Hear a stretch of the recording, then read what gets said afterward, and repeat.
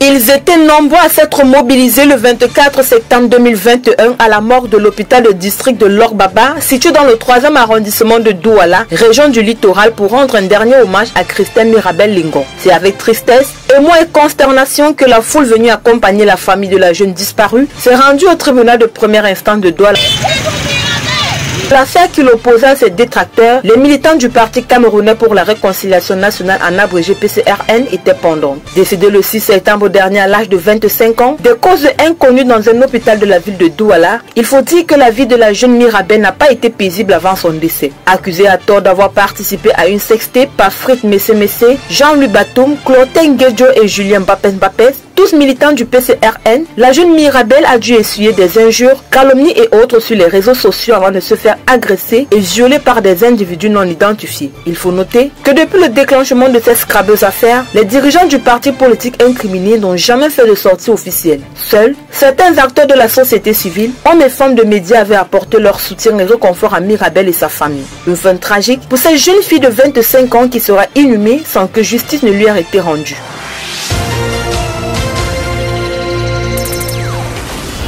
Le docteur Dieudonné Massingans, président de la Commission nationale de la lutte anticorruption, a présenté le 23 septembre 2021 au Palais des Congrès de Yaoundé le 11e rapport d'activité sur l'état de la corruption au Cameroun en 2020. Dans ce document de 225 pages, il a révélé que l'État du Cameroun a subi un préjudice financier de 17,611 milliards de francs CFA pour des affaires de corruption et des infractions assimilées, d'après les rapports d'investigation menés par la CONAC et les décisions rendues par le Conseil de discipline budgétaire et financier du contrôle supérieur de l'État et le tribunal criminel spécial. Il faut dire que dans ce rapport, la Commission nationale de lutte anticorruption a établi sur la base de 2470 appels téléphoniques dénonçant les pratiques de corruption les secteurs les plus corrompus au Cameroun en 2020. Il en ressort que les secteurs du transport routier, des affaires foncières, du corps des forces de maintien de l'ordre, des finances et de la justice sont les 5 secteurs qui ont été les plus corrompus au cours de l'année 2020 au Cameroun, avec respectivement un taux de dénonciation se situant autour de 17%, 14,60%, 13,60%, 12,60% et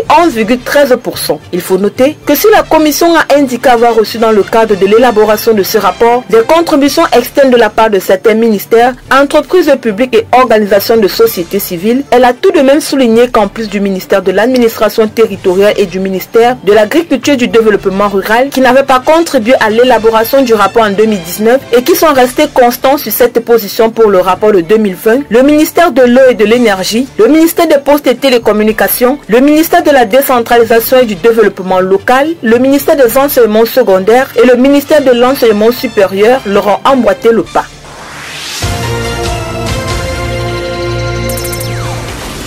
Le 23 septembre dernier, le Conseil national de transition malienne a adopté la loi relative à la mise sur pied d'une école de guerre dans le pays. Confronté depuis 2012 à l'insécurité dans sa partie nord et centre-nord, le pays veut assurer une formation de haut niveau aux officiers supérieurs de ses forces de défense et de sécurité. C'est à l'étranger que les officiers supérieurs des FAMA, les forces armées maliennes, sont formés jusqu'ici. Il faut dire que l'idée du Conseil est d'assurer à long terme l'autonomie du pays en matière de riposte sur le plan sécuritaire. Face au terrorisme, Bamako a souvent bénéficié du soutien des forces françaises de l'opération Barkhane et d'un peu plus de 12 000 casques bleus. Il faut noter que c'est une structure française qui assurera les formations dans cette école et des missions pourraient être confiées aux instructeurs russes de Wagner.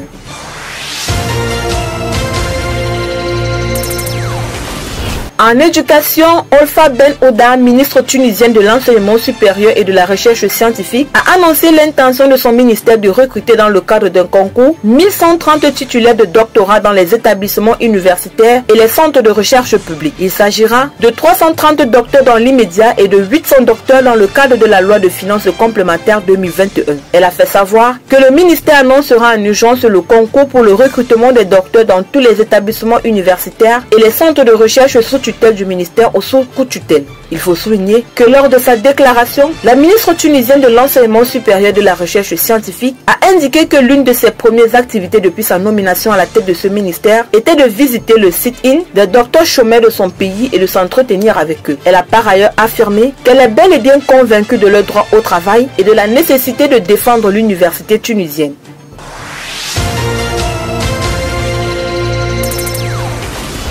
Suite à la non-obtention du visa d'entrée en Bulgarie pour prendre part à la compétition du mondial U21, co-organisée par la Bulgarie et l'Italie qui a débuté le 23 septembre 2021, les Lions U21, pourtant qualifiés pour ce tournoi, ont été contraints de déclarer forfait. Pour l'heure, aucune information n'a été donnée sur les motifs du refus des visas à la délégation camerounaise. Serait-ce en raison des restrictions liées à la pandémie de coronavirus? Difficile de savoir puisque la FECA Volée n'a pas donné plus de détails. Au demeurant, l'instance, vu la note publiée sur sa page Facebook, a appelé à un réarmement moral des troupes pour pouvoir transcender cette épreuve. Car il faut dire que les Lionceaux allaient découvrir pour la première fois une phase finale de Coupe du Monde dans leur catégorie.